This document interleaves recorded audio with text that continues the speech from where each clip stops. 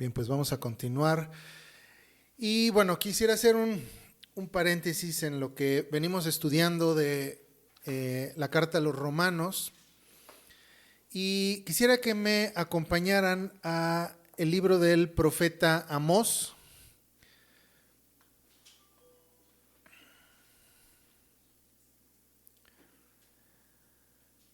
Amós capítulo 5.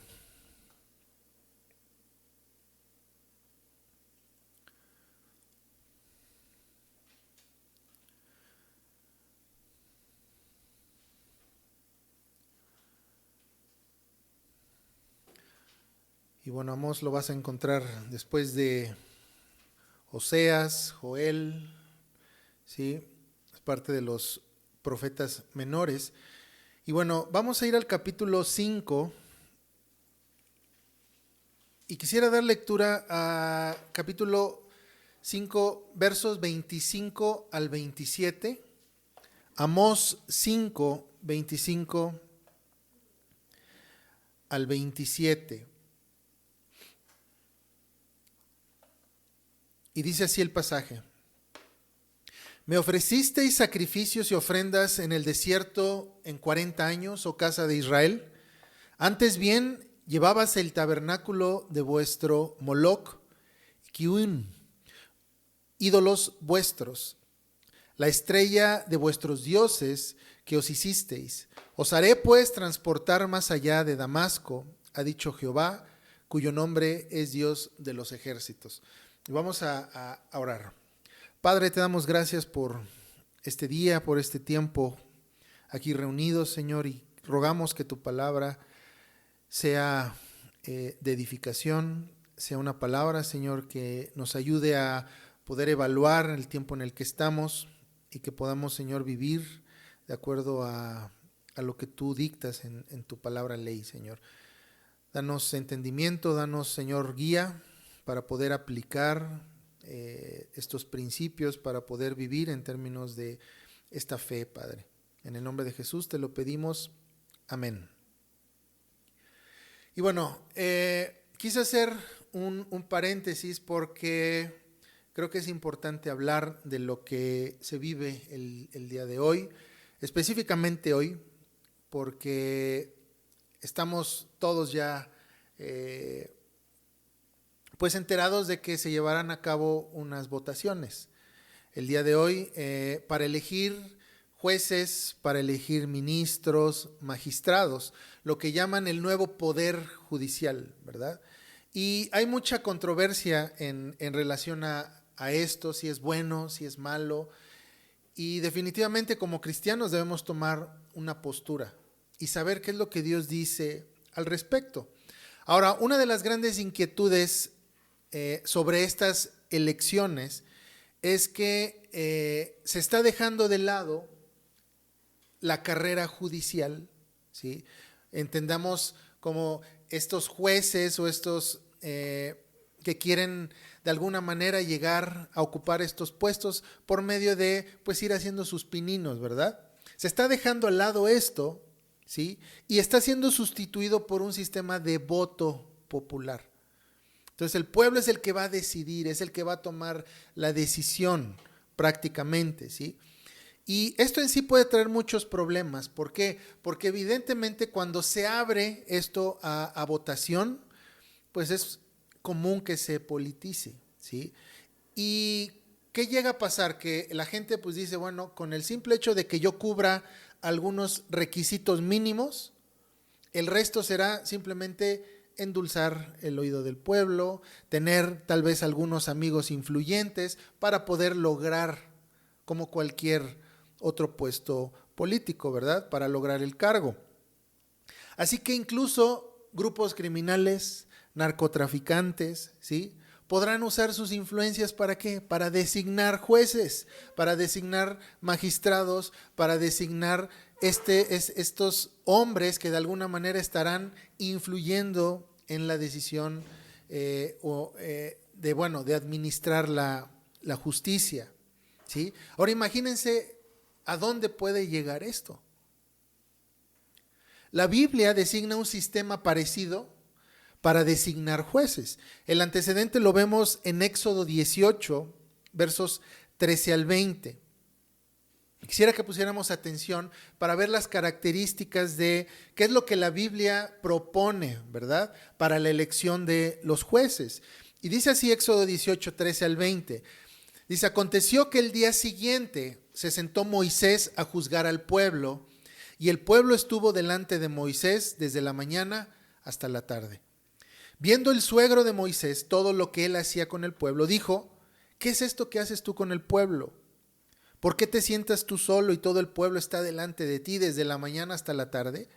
Y Moisés respondió a su suegro: porque el pueblo viene a mí para consultar a Dios. Cuando tienen asuntos, vienen a mí, y yo juzgo entre el uno y el otro, y declaro las ordenanzas de Dios y sus leyes. Entonces el suegro de Moisés le dijo: no está bien lo que tú haces, desfallecerás del todo, tú y tú también este pueblo que está contigo, porque el trabajo es demasiado pesado para ti. No podrás hacerlo tú solo. Oye ahora mi voz, yo te aconsejaré y Dios estará contigo. Está tú por el pueblo delante de Dios y somete tú los asuntos a Dios.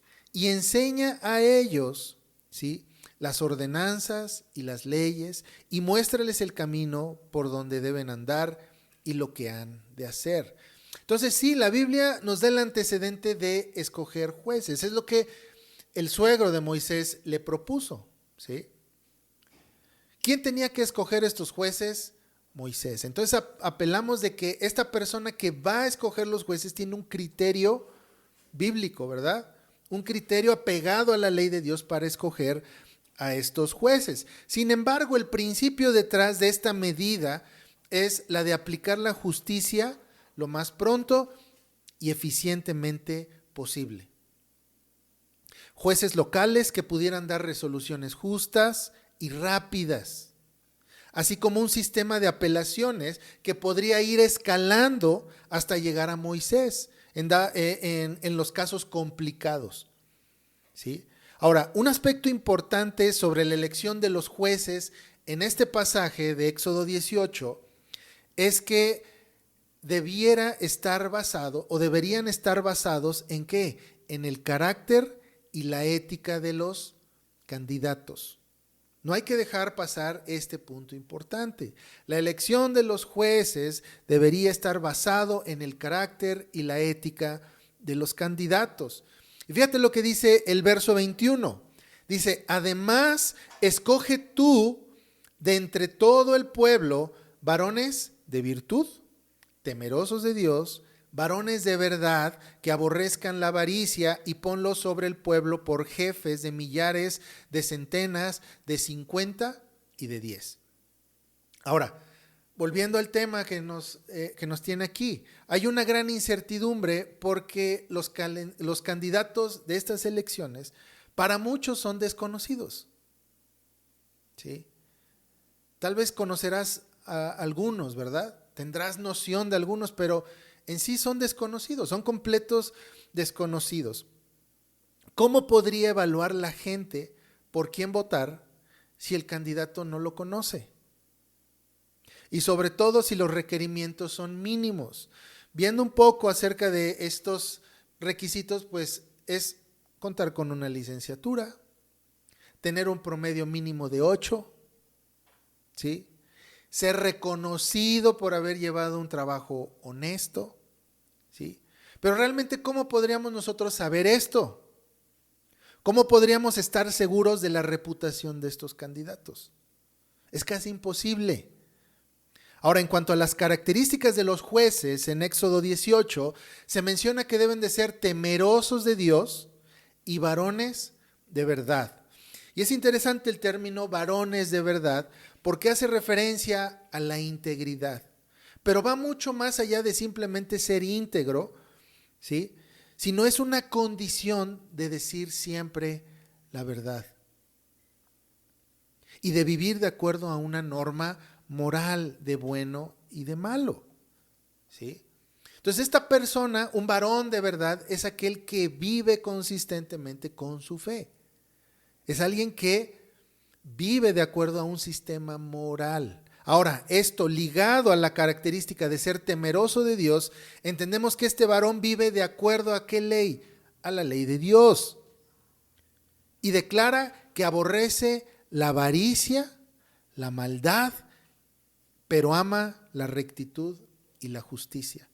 Entonces, una persona, un varón de verdad que vive consistentemente de acuerdo a la ley de Dios, que es temeroso de Dios, rechaza la avaricia, rechaza la maldad, la aborrece, pero ama la justicia y la rectitud.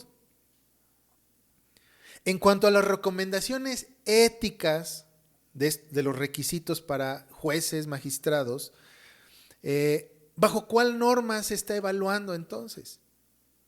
Se dice que, bueno, deben de ser hombres que se hayan desempeñado con honestidad, con integridad, pero aquellos que evalúan, ¿bajo qué norma lo hacen? No sabemos. ¿Sí?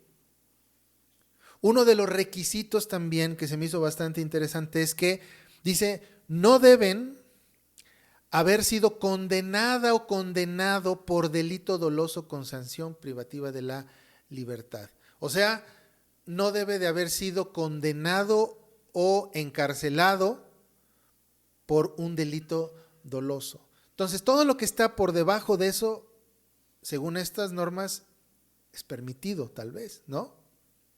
Entonces, ¿cuál varón, verdad, de virtud o de verdad hay aquí? No. Los requisitos son mínimos, el estándar ético es mínimo. Ahora, el requisito para ser juez, según la Biblia, es que debe de ser un hombre temeroso de Dios.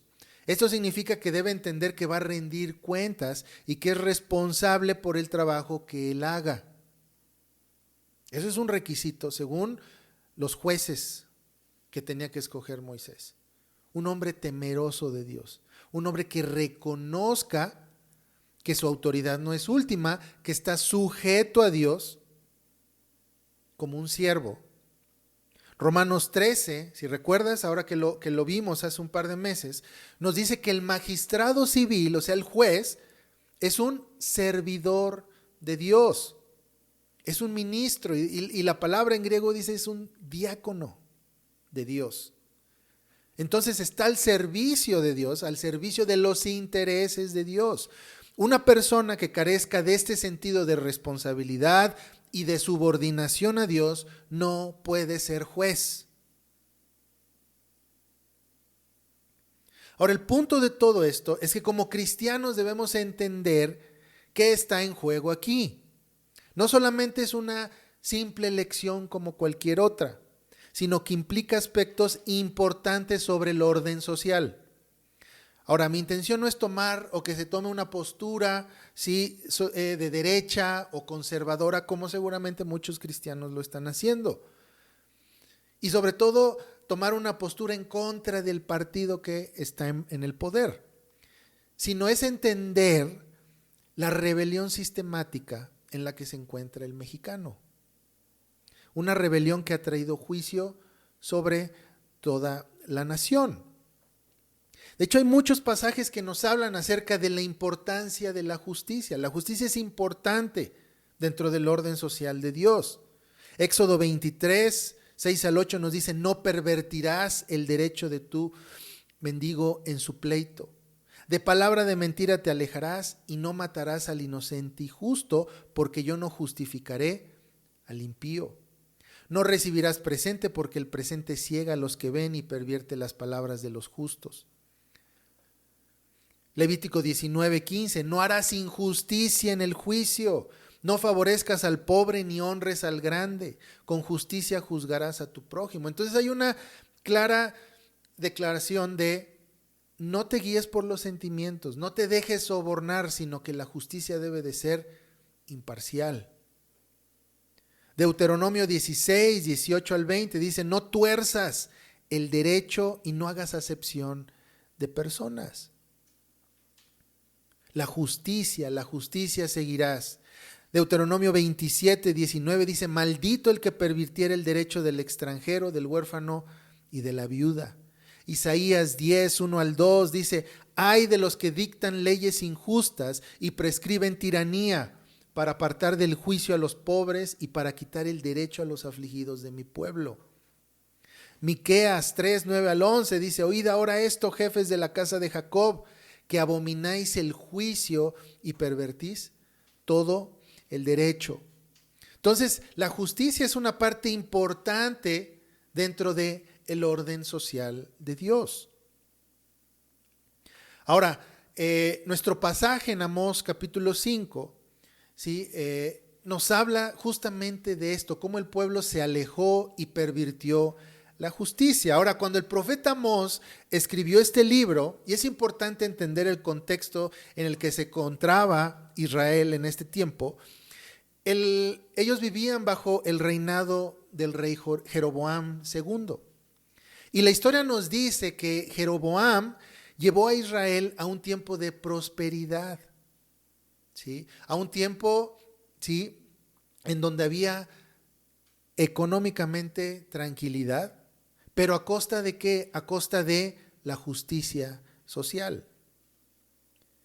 Y algunas veces he mencionado, sobre el hecho de que no necesariamente cuando una nación goza de una economía creciente es evidencia de bendición. Muchas veces puede ser el juicio de Dios sobre una nación. Y en el caso de Israel, en el tiempo de Amós, vemos que había prosperidad económica, había estabilidad, pero a costa de la justicia. Segunda de Reyes, capítulo 14, 23 al 24, nos habla de el reinado de Jeroboam II. Dice: el año 15 de Amasías, hijo de Joás, rey de Judá, comenzó a reinar Jeroboam, hijo de Joás, sobre Israel en Samaria, y reinó 41 años. E hizo lo malo ante los ojos de Jehová, y no se apartó de todos los pecados de Jeroboam, hijo de Nabat, el que hizo pecar a Israel. Entonces vemos que venía de un linaje de reyes que estaban corrompiendo a la nación. En este caso, Jeroboam dice, no se apartó de las cosas que hicieron sus antepasados, sino que hizo lo malo ante los ojos de Jehová, obviamente haciendo pecar a Israel. Así que el profeta Amós lo que hace es llamar al arrepentimiento, porque a pesar de la estabilidad económica nacional, había apostasía.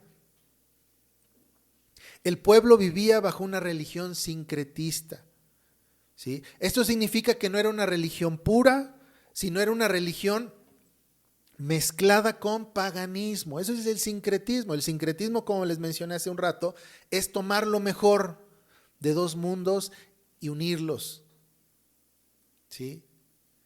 Ahora, una religión sincretista es aquella que dice, bueno, me gusta esto del cristianismo, me gusta esto de la fe cristiana, pero esto también me agrada del humanismo, del paganismo, y lo voy a unir y voy a hacer una religión nueva. Eso es el sincretismo. Y muchos cristianos viven bajo una fe sincretista, en la que dicen, me gustan las bendiciones de Dios, pero no quiero al Dios de esas bendiciones, ¿sí? Entonces, eso es lo que estaba viviendo Israel en ese tiempo. Y yéndonos al versículo 10 al 13 de este mismo capítulo 5 de Amós, lo voy a leer en la Nueva Traducción Viviente porque es un poquito más claro en cuanto a las demandas de parte de Amós hacia el pueblo. Fíjate lo que dice Amós 5, versos 10 al 13. Dice, ¿cómo odian ustedes a los jueces honestos? ¿Cómo desprecian a los que dicen la verdad? Pisotean a los pobres, robándoles el grano con impuestos y rentas injustas. Por lo tanto, aunque construyan hermosas casas de piedra, nunca vivirán en ellas. Aunque planten viñedos exuberantes, nunca beberán su vino. Pues yo conozco la enorme cantidad de sus pecados y la profundidad de sus rebeliones. Ustedes oprimen a los buenos al aceptar sobornos y privan al pobre de la justicia en los tribunales. Así que los que son listos permanecerán con la boca cerrada porque es un tiempo malo. Entonces, ¿qué estaba haciendo Israel? Estaba privando a los hombres buenos de la justicia. No estaba actuando con rectitud. Por un lado, ellos querían construir grandes casas, querían vivir, ¿sí?, de las bendiciones de Dios sin el Dios de las bendiciones. Estaban siendo injustos, estaban imponiendo tarifas injustas, estaban oprimiendo al pobre y estaban viviendo en injusticia. Entonces, este mensaje que Amós está dando es un mensaje político muy fuerte y un mensaje muy difícil de predicar por las circunstancias que él vivía. Imagínate predicar en contra, ¿sí?, del Estado, predicar en contra del mismo pueblo que se ha alejado cuando el pueblo se encuentra económicamente próspero. ¿Sí? Mientras haya prosperidad económica, el oído del pueblo se va a endurecer. No van a escuchar porque van a decir, estoy bien, no necesito nada. Entonces era un mensaje duro, pero un mensaje que iba a ser difícil que llegara a los oídos de estos hombres, porque vivían en una aparente estabilidad económica. ¿Sí? Pero el mensaje tenía que ser duro y fuerte porque la nación se dirigía a su propio suicidio. El llamado del profeta Amós es a volver a Dios y a establecer un orden social divino, el cual nosotros llamamos reino de Dios. Y este orden social tiene como fundamento, ¿qué crees? La justicia. Y es lo que Israel había desechado. ¿Qué es lo que iba a traer? Un juicio inminente. El Salmo 89, versos 14 y 15, nos habla acerca de el fundamento del orden social de Dios. Dice, la rectitud y la justicia son el cimiento de tu trono. Felices son los que oyen el alegre llamado a la adoración, porque caminarán a la luz de tu presencia, Señor. Entonces, ¿cuál es el fundamento? ¿Cuál es el cimiento del trono del Señor? Dice, la justicia y la rectitud. Es eso. El orden social de Dios está cimentado en la justicia y en la rectitud.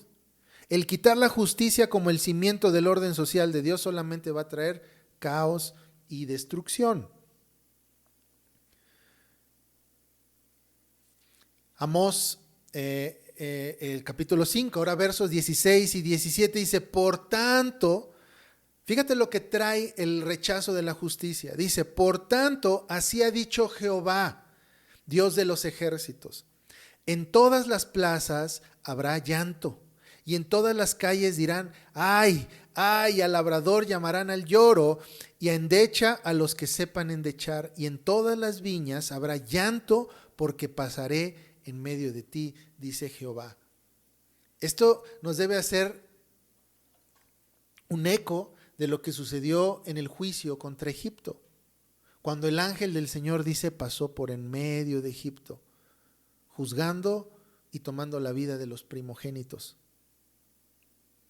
Ese es un recordatorio del juicio de Dios sobre una nación. Ahora la nación era Israel. Habían abandonado la justicia, habían ido por su propio camino, estaban haciendo injusticia al pobre. ¿Y cuál es el juicio que Dios anuncia? Va a haber llanto, va a haber quejidos por haberme abandonado, ¿sí? Y el llanto, ¿por qué va a ser? No porque no tengan dinero, no porque su economía va a colapsar, no porque ya no van a poder hacer el súper del mes, no. El llanto, dice, es porque yo pasaré en medio de ti. Y es interesante que Dios se identifica en este pasaje como Jehová de los ejércitos. ¿Sí? ¿Recuerdas aquella frase de David cuando se enfrentó al gigante Goliat? ¿Sí?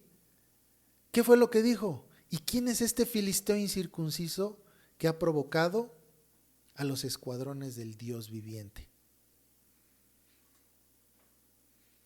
Antes fue un filisteo, ahora estaba siendo el propio Israel quien estaba provocando a Dios pervirtiendo la justicia. Ahora, el cristiano moderno tiene sus sentidos entumecidos. No sabe discernir entre lo bueno y lo malo. Está enfocado ¿en qué? En su club dominical, ¿verdad? No mira lo que sucede afuera. No sabe que el abandono de la esfera pública es suicidio. El cristiano está dejando al volante al incrédulo que busca la muerte, mientras en la parte de atrás el cristiano se entretiene con campamentos, con retiros, ¿sí? Y deja el control del orden social en manos de hombres que odian a Dios. Ahora, hay un gran énfasis ahora en la iglesia de fomentar lo que les decía, la relación de amigo con Dios. Yo tengo una relación con Dios y nos hemos olvidado que estamos en una relación, pero de pacto. La relación de Dios con nosotros no es en términos emocionales, no es en términos de sentimientos, sino es en términos judiciales. De nada nos va a servir tener una relación de amigos con Dios si estamos dejando en manos de sus enemigos su tierra. De poco servirán todas las actividades dentro de las iglesias si estamos abandonando la arena cultural y la justicia, si dejamos el rumbo de la justicia en manos de quienes odian la justicia. Es por eso que el mismo capítulo de Amós, versículos 21 al 24 dice: aborrecí, abominé vuestras solemnidades y no me complaceré en vuestras asambleas. Y si me ofreciereis vuestros holocaustos y vuestras ofrendas, no los recibiré, ni miraré a las ofrendas de paz de vuestros animales engordados.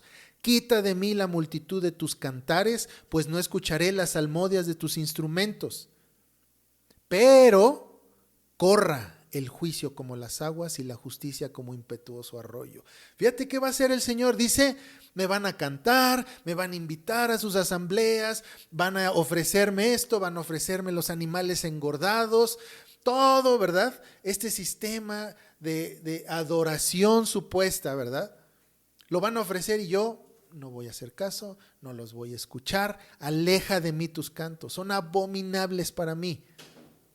En cambio, en lugar de que yo acepte tus sacrificios, en lugar de que yo acepte tu supuesta adoración, lo que va a suceder es que va a correr el juicio como aguas y la justicia como impetuoso arroyo.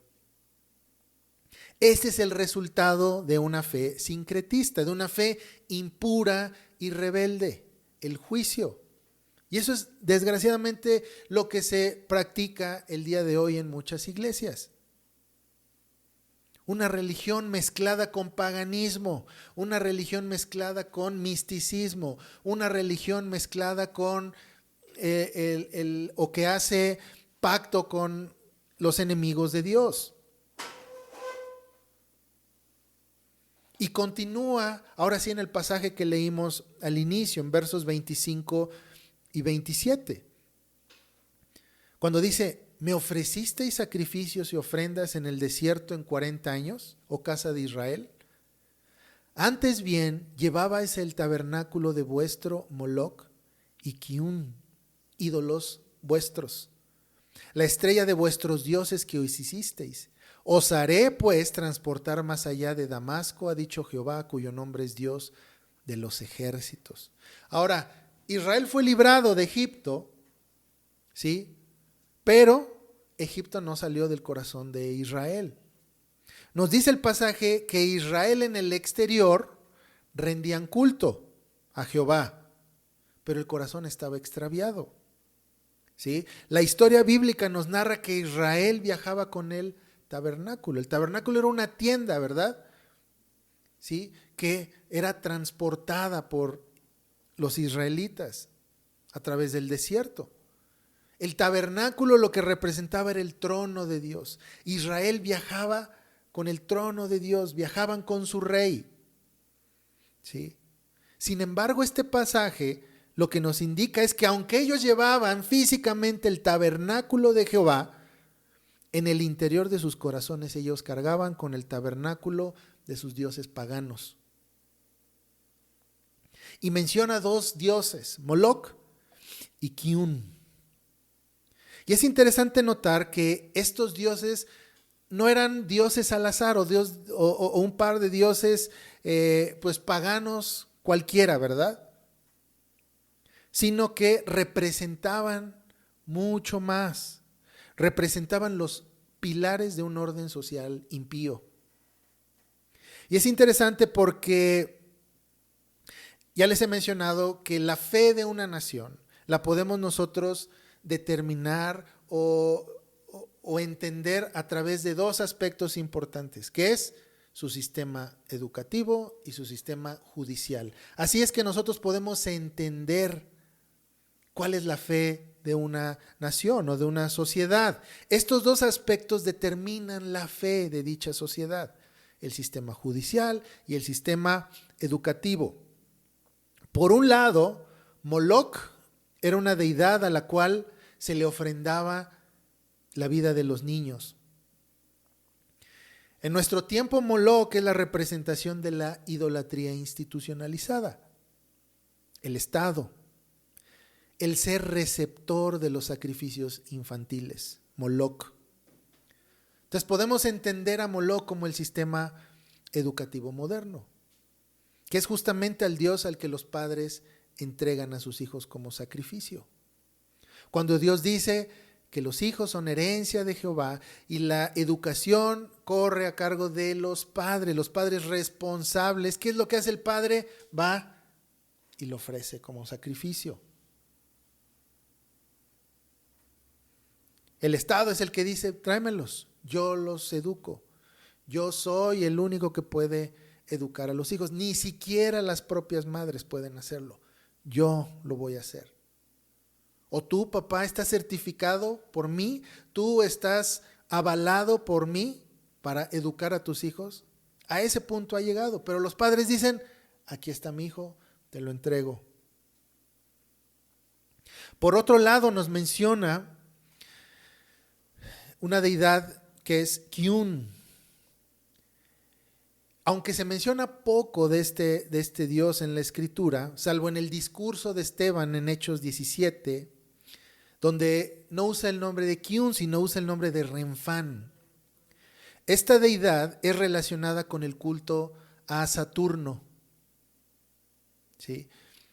Por eso dice que la estrella, ¿verdad? Menciona ahí cuando dice ídolos vuestros, la estrella de vuestros dioses que os hicisteis. Entonces ellos habían construido una estrella para representar a estos dioses, para adorar a esta deidad. Entonces estaba relacionada esta deidad con el culto a Saturno y era representado con una estrella. Según los historiadores, Saturno o Kiun representaba, curiosamente, la justicia, la sabiduría y el castigo. Y en algunas regiones tenía que ver con el establecimiento de un orden social. Así que ambas deidades son claves para establecer un culto apóstata contrario al orden social de Dios. Por un lado, el sacrificio de los niños, la educación, y por otro, la justicia. El abandono de estos dos aspectos dentro de la sociedad nos va a llevar a un juicio. Si nuestro país está entregado a la educación estatal, si nuestro país está entregado a un sistema de justicia pagano o alejado de la ley de Dios, no hay de otra más que esperar juicio de Dios. ¿Sí? Estas acciones nos pondrán contra de Dios mismo. La sanción que aquí menciona el profeta Amós es el exilio. Cuando dice los llevaré más allá de Damasco, está diciendo van a ser exiliados. Y el exilio que representaba esclavitud. Otro pueblo va a ser su dueño. Pero también menciona algo interesante y es la afrenta del Dios de los ejércitos. Les mencioné que por un lado David en este pasaje cuando está enfrentando al gigante Goliat, él dice, ¿quién es este filisteo que ha desafiado a los escuadrones del Dios viviente? O sea, están los enemigos de Dios desafiando al Dios de los cielos. Pero ahora quien está del otro lado de la espada, Es Israel desafiando al Jehová de los ejércitos. ¿Sí?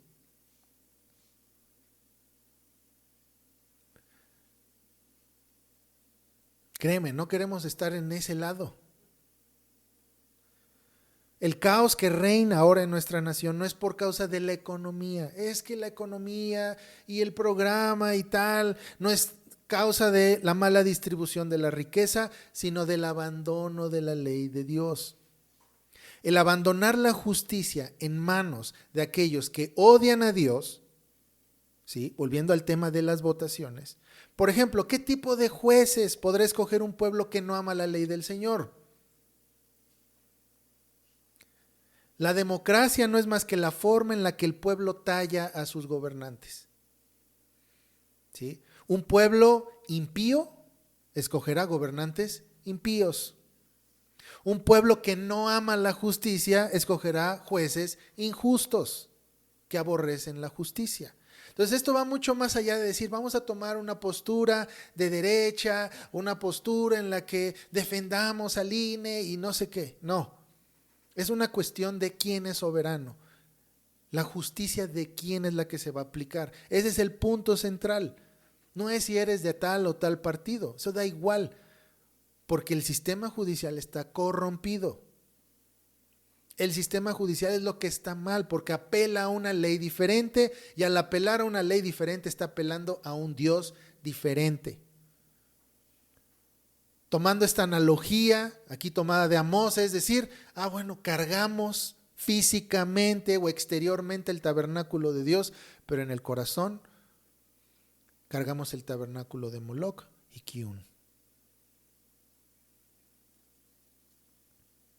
La respuesta a esto, ¿sí?, nos las da el mismo profeta en verso 14 y 15, cuando dice, buscad lo bueno y no lo malo, para que viváis, porque así Jehová de los ejércitos estará con vosotros. Entonces, si nosotros buscamos lo bueno y no lo malo, número uno, vamos a vivir, ¿sí? ¿Por qué vamos a vivir? Porque ahora no estaremos frente a la espada del Señor de los ejércitos, sino que Jehová de los ejércitos estará con vosotros. Como decís, aborreced el mal y amad el bien, y estableced la justicia en juicio. Y escucha ahí, quizá Jehová de los ejércitos tendrá piedad del remanente de José. Entonces, aún así, Dios no está obligado a perdonar esto, ¿eh?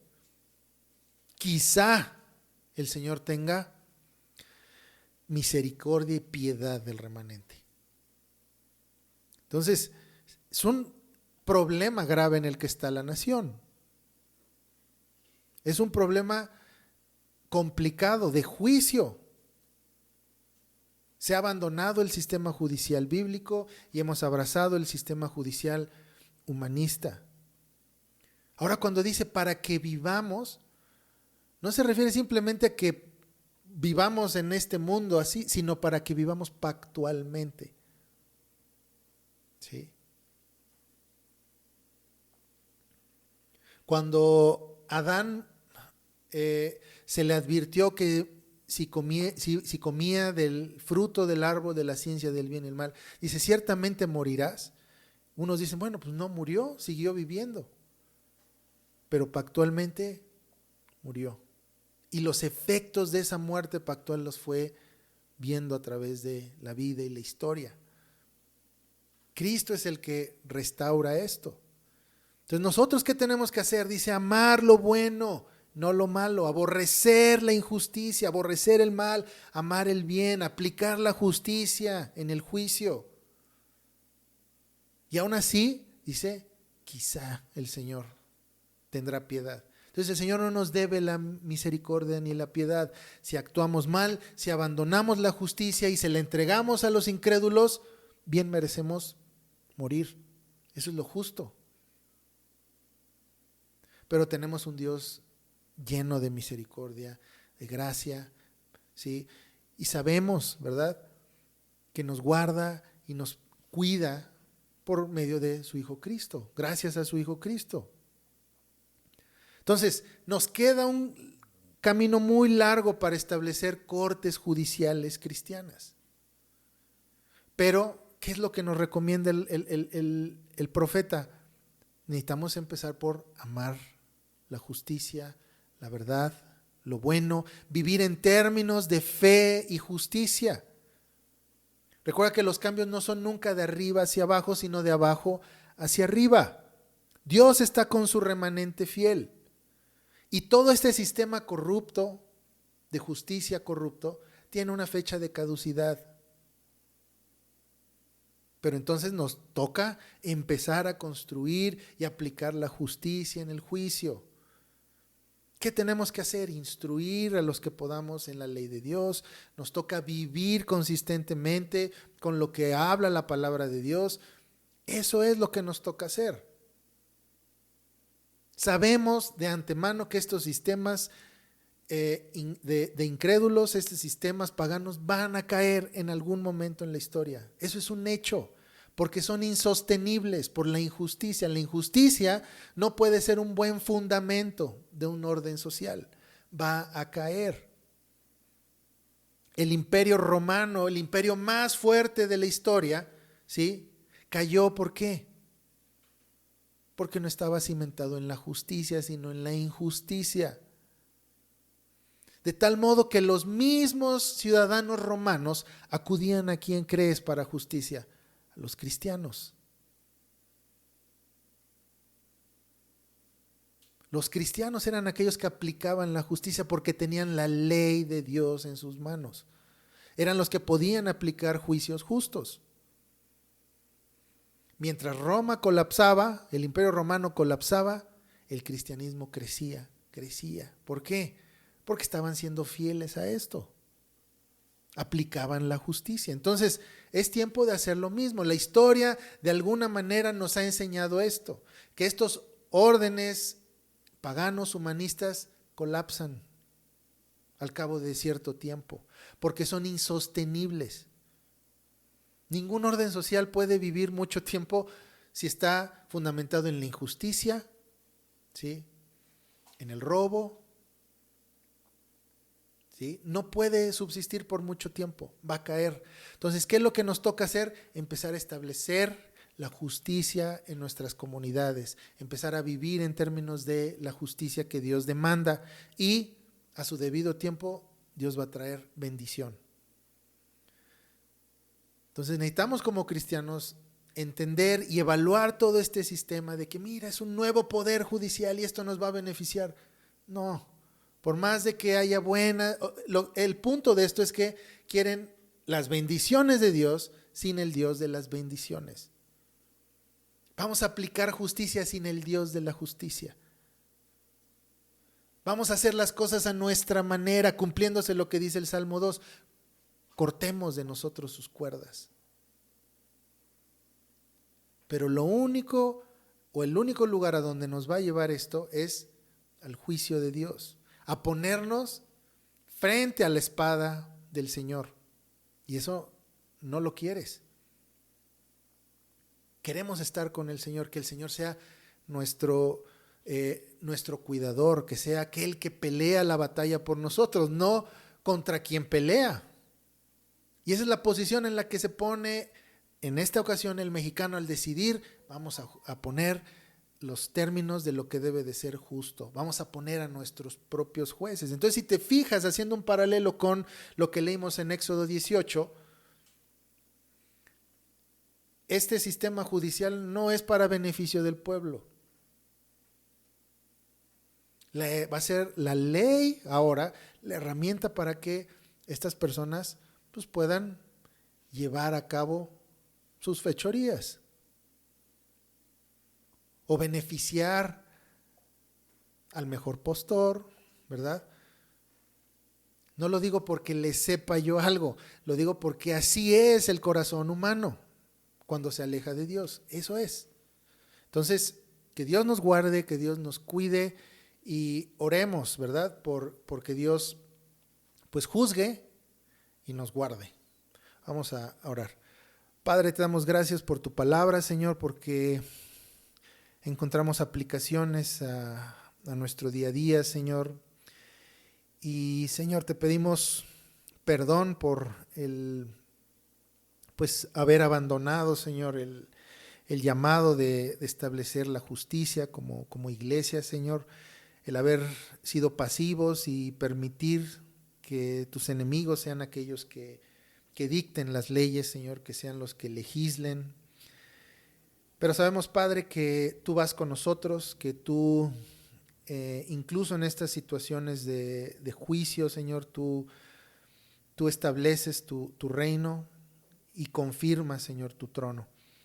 Padre, te pedimos que nos hagas hombres, mujeres valientes, que podamos, Señor, proclamar la verdad. Y así como el profeta Amós, Señor, que predicó un mensaje difícil en un tiempo complicado, donde posiblemente el pueblo no quiso escuchar, Señor, tú le respaldaste, Señor, y tú estuviste con él. Ayúdanos, Señor, a tener esa misma convicción de que estamos de tu lado. No queremos estar, Señor, frente a tu espada, sino queremos estar contigo, Señor. Que tú nos defiendas, que tú pelees por nosotros, Padre. Pero ayúdanos a ser fieles, a permanecer fieles, Señor. Y sabemos que tú tienes el control de todo lo que sucede aquí en nuestro país. Sabemos que incluso estas evidencias, Señor, y estos actos de rebelión hacia ti serán juzgados, Señor, y que no hay nada que se escape de tu soberanía, sino que podemos descansar en tu gobierno justo, Señor. Gracias, Padre, por este tiempo juntos, por tu palabra y porque tú nos acompañas y estás con nosotros, Señor. En el nombre de Jesús te damos gracias. Amén.